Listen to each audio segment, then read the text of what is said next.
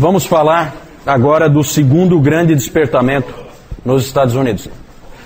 Terminamos de falar do século XVIII, vamos começar a falar do século XIX. Século XIX, quando pensar em século XIX, pense em missões. Nós vamos falar daqui a pouquinho. Mas antes, nós vamos falar do segundo, chamado segundo grande despertamento nos Estados Unidos. Primeiro grande despertamento nos Estados Unidos, lembre de George Whitefield e Jonathan Edwards. Certo? Antes, só mostrar para vocês aqui, que eu esqueci antes. Eu não li ainda, mas o Valdir já leu. Uma biografia, Editora Vida, biografia de John Wesley. Por mais que ele tenha tido erros doutrinários, foi um grande homem de Deus, foi usado por Deus, grande evangelista, alcançou muitas almas para a glória do Senhor. Segundo grande despertamento. Esse aí ele é importante, não tanto pelo que ele trouxe. Eu não gosto muito do que ele trouxe. O próprio Lloyd Jones, por que o Lloyd Jones, que era do século XX, por que ele não dizia para ir para o século XIX? Porque não é o lugar certo para vocês. Você tem que dar um pulo aí. Vai para o século XVIII. O XIX, você tem as missões, isso é uma coisa importante, mas em termos de teologia e em termos de eclesiologia, realmente não é tão interessante. Mas é muito importante dar uma olhada, porque foi esse segundo grande despertamento que moldou o cristianismo americano e, por consequência, o cristianismo brasileiro, protestante. Certo?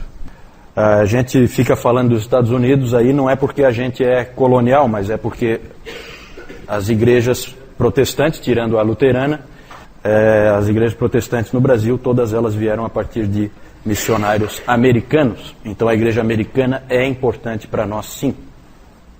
Aqui o contexto do segundo grande despertamento é o contexto, primeiro, né?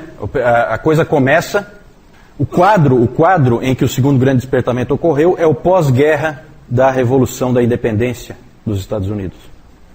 Nessa época, depois da independência americana, quem é que sabe que ano que foi? 1776, né? É isso? 1776. Eles então ficaram independentes da Inglaterra e houve guerra, né, entre ingleses e os americanos, e depois da Revolução a situação das igrejas era a seguinte: cerca de 10 a 15% só da população era membro de igreja. É pouco, para um país como os Estados Unidos é muito pouco.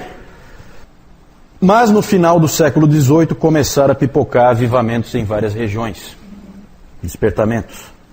Aí o contexto também é do desbravamento do oeste, aquela coisa que a gente vê nos filmes. A expansão da fronteira. Porque os Estados Unidos começam ali na Nova Inglaterra, Nordeste, ali mostrei para vocês no domingo passado, na costa do Oceano Atlântico. Agora tem que entrar. E essa entrada vai sendo feita e com o avanço na fronteira, vão também junto pregadores. A igreja vai acompanhando. E nesse avanço na fronteira vão principalmente presbiterianos e metodistas. Só que os metodistas acabaram levando muito mais vantagem, ganharam muito mais terreno, porque eles não se preocupavam tanto como os presbiterianos com a formação dos seus pregadores, dos seus pastores. Os pregadores metodistas tinham menos formação. E os presbiterianos tinham uma preocupação muito grande em o indivíduo ser bem formado na palavra de Deus antes de ir. Metodista ia qualquer um que quisesse pregar, que tivesse zelo. E com isso os metodistas ganharam muito terreno e ficaram muito fortes. A denominação ficou muito forte nos Estados Unidos. Vocês sabem que as igrejas pentecostais elas têm a sua origem nos metodistas. Isso bem depois, já na virada do século XIX para o XX. Mas nessa época também tem os circuit riders, que eram pregadores itinerantes, e tinha até um dizer na época, esses indivíduos eles andavam a cavalo e iam pregando em tudo que é lugar. Eles tinham até um dizer nessa época, quando havia um tempo muito ruim, tempestade lá fora e coisa desse tipo assim, as pessoas comentavam entre si que estava um dia daqueles em que lá fora só tem corvos e pregadores. Porque os indivíduos eram realmente doidos. Gente, tem cada história aqui, porque tinha cara desses caras da fronteira, esses pregadores da fronteira, tem histórias que você não acredita. Tem um sujeito, uma figuraça, tal de Peter Cartwright. Esse sujeito, ele era um pregador vibrante, ele andava pelo Kentucky, Tennessee e Illinois. E era comum ele ir nas cidades, você imagina aquelas cidades ali da expansão da fronteira, aquelas cidades do oeste ali, e aí o povo da cidade vinha, e sempre tem aquele indivíduo que fica incomodando, né? Sempre tem um mala que fica ali na plateia, perturbando, né? E aí o Cartwright, então, ele pregava, e aí, quando tinha um desses sujeitos atrapalhando as reuniões, ele fazia o seguinte, tirava o paletó, descia do púlpito, ia lá, esmurrava o cara, depois ele voltava, colocava o paletó de novo e continuava o sermão. Esse aí é uma figuraça. Se a moda pega, né? Se a moda pega, tomara que não, né? Ainda bem que essa prática não se difundiu, né? Mas resolvia, diz que era efetivo. Ó, viu, Newton? O seu Manuel está dizendo para não seguir esse tipo de exemplo. Mas ali também tinha também nesse contexto ali da fronteira também tinha os batistas. Os batistas não tinham muita formação, geralmente eram agricultores que pregavam pregação leiga, mas eles não tinham muita formação, mas eles tinham muito zelo. Um desses pregadores é um sujeito famoso, James Taylor, não é o cantor, né? James Taylor, que limpou sozinho 160 hectares de terra do Kentucky com as próprias mãos. Esse cara não é fraco. Durante a semana trabalhava no pesado, deu para perceber, não é pouca coisa. E final de semana então ele vinha e pregava, esse James Taylor, batista. Então, esse é o contexto aí. Aí há alguns nomes importantes. O Timothy Dwight, que era neto de Jonathan Edwards. Daniel Baker, que era um estudante que influenciou Charles Hodge. Um dos principais nomes pregadores dessa época é esse aí, Azael Nettleton. Esse sujeito, ele aparece muitas vezes citado nesse livro aqui, Os Batistas e a Doutrina da Eleição. Foi ali que eu conheci esse nome, Azael Nettleton. Ele é dessa época. Ele era um sujeito ele era um tipo de evangelista, sim, mas ele ficava um tempo, parecido assim com o que Paulo fazia, ficava um tempo ali, trabalhando com as pessoas, pregava o evangelho. O Dr. Calhoun disse que ele é um dos homens mais competentes em pregar a fé reformada num contexto de avivamento. Muito equilibrado, ele tem umas palavras muito boas. Mas o homem mais famoso desse período, com certeza é um sujeito chamado Charles Grandison Finney. Quando eu vejo umas fotos dele, eu sempre me dá calafrio esse sujeito aí. Nunca fui com a cara dele. E ele era um advogado que se tornou evangelista. Com ele ocorre uma grande mudança na história dos avivamentos. Ele fez com que o termo avivamento fosse descaracterizado. Quando se fala em avivamento século XVIII é uma coisa, quando se fala avivamento século XIX é uma outra coisa completamente diferente, só usa o mesmo nome, certo? Graças ao Charles Finney. Ele disse que um avivamento pode ser produzido. Um avivamento poderia ser produzido. Vejam o que ele diz. A conexão entre os meios para um avivamento e um avivamento é cientificamente tão certa quanto a relação entre os meios para o plantio de grãos e uma colheita de trigo. Um agricultor que sabe o que está fazendo, sabe como produzir trigo. Se ele fizer certo, ele terá trigo. Um cristão ou um pregador que sabe o que está fazendo e faz corretamente, terá um avivamento. É esse o grau científico de precisão dessa conexão. Nós estávamos comentando agora no intervalo aí, que ele praticamente imaginou que o Espírito Santo é controlável. né, que eu posso seguindo algumas, como o Valdir usou a expressão ali, chaves, tendo algumas chaves ali que eu sigo, alguns passos que eu sigo, eu vou conseguir que o Espírito Santo faça a obra, porque eu quis. Eu quis. Muito estranho isso aí, muito estranho. É completamente o oposto da visão de Jonathan Edwards, que chamou de uma obra surpreendente de Deus. Quando nós menos esperávamos, Deus interveio. Aí é o contrário. Aí eu digo a hora e o local em que Deus vai atuar. Lamentável, na minha opinião. A doutrina calvinista foi abandonada nessa época e no seu lugar entrou o arminianismo. Eu acho que Charles Finney é um pouquinho mais do que arminiano, na minha opinião. John Wesley é arminiano. E eu respeito o arminianismo de John Wesley. O de Charles Finney eu não respeito. Eu respeito o arminianismo de A.W. Tozer. Eu gosto demais de A.W. Tozer. Uma vez o Andrew King, eu estava conversando com ele, e ele disse, o A.W. Tozer é um arminiano com um Deus grande. E é exatamente isso, certo? Agora, esse Deus que vem quando você marca a hora, eu acho muito estranho, muito. Olha só o que mais que o Finney disse. Em vez de dizer aos pecadores para usarem os meios de graça e orarem por um novo coração, eu os conclamo para que eles mesmos façam para si um novo coração. E pressiono na direção do cumprimento do dever da imediata entrega a Deus. Você está na tua condição se salvar agora. E isso eu entendo que é um pouquinho mais do que arminianismo. Para mim isso aí já namora perigosamente com o pelagianismo. E me impressiona a influência que esse sujeito teve na igreja norte-americana. Ele também fazia muitas campanhas em questões morais. O arminianismo sempre anda muito com o moralismo, né? Nunca pense no arminianismo como alguma coisa que vá produzir cristãos descuidados ou alguma coisa assim. Muitas vezes é exatamente o contrário. Ele fazia campanhas pelo abandono da escravidão, pela abstinência total de bebidas alcoólicas, tudo com muita vivacidade. Ele é um sujeito que prega com muita violência, com muita força, coloca a pessoa contra a parede realmente.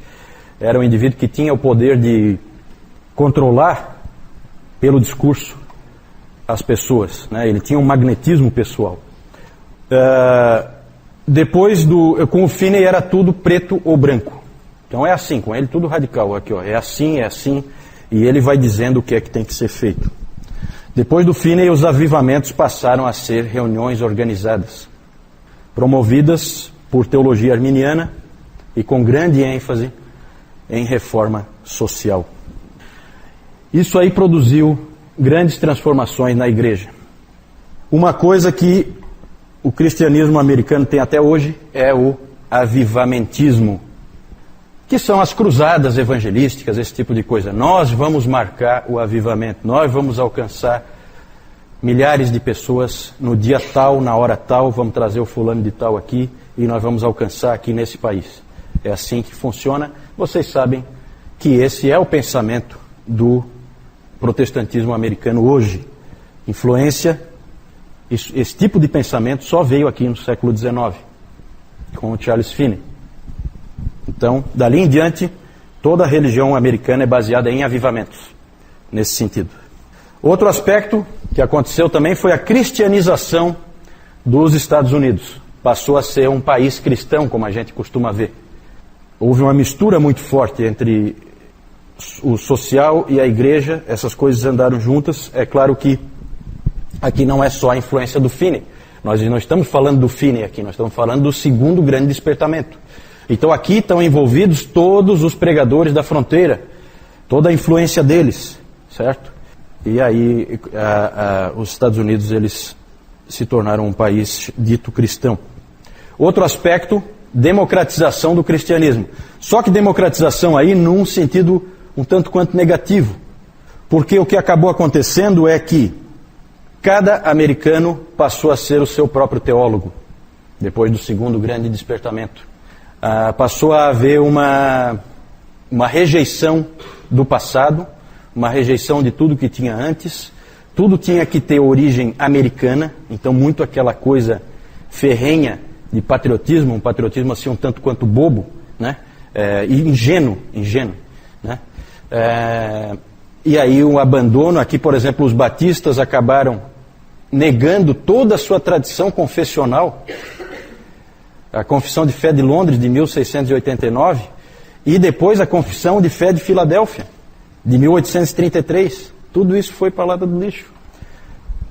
Por quê? Por causa dessa pressão para que cada um pensasse a teologia como quisesse. E aí imagina o grau de divisão que isso aí produz. Não é à toa que o divisionismo da igreja americana é algo incontrolável, né? O potencial divisionista é único, porque cada cabeça é uma sentença. E cada indivíduo tem uma ideia diferente, e aí forma uma nova igreja. Se for um indivíduo com algum talento de liderança, ele acaba formando uma nova igreja. Então é complicado. Também, nessa época, começa a criação de um sem fim de instituições para-eclesiásticas, certo? Antes era só a igreja, depois, e vocês sabem que isso é tipicamente americano, instituições para-eclesiásticas de todo tipo. Junta missionária, junta de Bíblia, sociedade para isso, sociedade para aquilo. Uma infinitude de instituições para-eclesiásticas surgiram também na cola do segundo grande despertamento nos Estados Unidos. Também esse segundo grande despertamento marca o declínio do calvinismo. O calvinismo perde força, a igreja passa a ser maciçamente arminiana. Uma série de motivos aí. Entre os batistas surgiu muito hipercalvinismo, entre muitas pessoas, e tudo isso aí trouxe problemas, o calvinismo declinou. E esse declínio foi causado principalmente pelos metodistas. Os metodistas chegavam até a ter hinos que eles cantavam, que dizia assim, um deles, né? Dizia assim mais ou menos: quando eu era cego, eu não podia enxergar. Os calvinistas viviam a me enganar. Então eles faziam hinos contra o outro, né? Então isso aí é complicado, né? Então quando você começa a fazer esse tipo de campanha, e eu já falei para vocês da força dos metodistas na expansão da fronteira, já que qualquer um que quisesse pregar podia pregar, né? Então isso dá muita força, dá muita capilaridade, você consegue levar pessoas para tudo que é canto. E mais ou menos como a gente vê, né, nessa questão da capilaridade, a gente vê igrejas como a Assembleia de Deus, por exemplo, em que facilmente um indivíduo pode se tornar um pregador dentro da igreja, então você tem a Assembleia de Deus em todo lugar. Né? Não há assim um requisito de que ele seja muito preparado. Né? Isso dá muita força em termos de expansão. Né? E os metodistas foi um pouco assim, mal comparando. Só para a gente comparar com uma situação que a gente conhece aqui no Brasil. O que mais? Um aspecto positivo que o Dr. Calhoun defende é que com essa cristianização dos Estados Unidos ocorreu um atraso na paganização do país. A paganização está acontecendo hoje. Né? Cada vez mais os Estados Unidos estão deixando de ser um país cristão e estão se tornando um país pagão e dos piores, né, em termos de paganismo. Com a força que ele tem, cultural, econômica e social, não é difícil que ele se torne uma grande força, seja lá para o que for. Que mais? Também apareceram novas denominações dentro dessas filosofias aí de renúncia ao passado, renúncia à história. Então vai criando assim uma coisa ingênua de ignorar o que passou. Tudo começou com a gente, uma coisa um pouco, realmente uma ingenuidade, né, que às vezes a gente até percebe um pouco na igreja norte-americana, uma ingenuidade em relação à obra de Deus do passado. E isso aí vem tudo nesse bojo aí. Surgem novas denominações também dentro desse pensamento, como os discípulos de Cristo, as igrejas de Cristo, tudo na fronteira. Renunciando a qualquer tipo de tradição, renunciando a qualquer passado da igreja, renunciando a tudo isso. Mormons e adventistas aí já não são classificados como igrejas cristãs, né? Eles são igrejas que vêm de revelação, certo? Essas igrejas são igrejas que vêm de revelação sobrenatural. Elas os fundamentos delas não são na palavra de Deus. Os fundamentos vêm de revelação de alguém, algum profeta, certo? No caso dos Mormons, o Joseph Smith, que recebeu aquele óculos lá do arcanjo não sei qual, para ele conseguir... Nunca entendi aquela história, é uma história meio doida. E no caso dos adventistas, a Ellen White, né? É a grande... Então essas igrejas são diferentes, né? A gente não pega aqui junto, porque daí, quando cai naquela situação assim, se Deus falou, o que eu vou dizer? Né? Aquilo que o Moisés sempre disse, se Deus falou, acabou a conversa. Nos Estados Unidos, no caso dos adventistas, século XIX. O Joseph Smith, acho que é antes, né, Newton? Eu não sei, eu acho que é século XVIII ainda, né? A virada, eu acho. Aí teria que investigar, eu não... Testemunhas de Jeová, não sei. Testemunhas de Jeová, não sei. Eu não sei nem qual é o marco deles, assim, para o início, né? No caso dos Mormons é bem claro, é o Joseph Smith, aquela revelação que ele recebeu e tal. E no caso dos adventistas também, a Ellen White. Então esses aí dá pra gente, é só descobrir lá quando é que a Ellen White nasceu e tal, e quando que ela morreu, você pega mais ou menos a época, né? Agora os testemunhos de Jeová, não sei, teria que investigar, não chequei isso aí. Vamos falar de uma coisa melhor, isso aí eu não gostei muito não.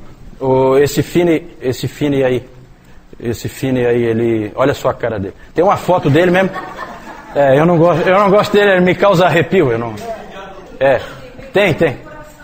Não, tudo bem, mas ele me causa arrepio. Tem uma foto dele mesmo que, se tiver à noite assim na parede, eu tenho dificuldade de dormir.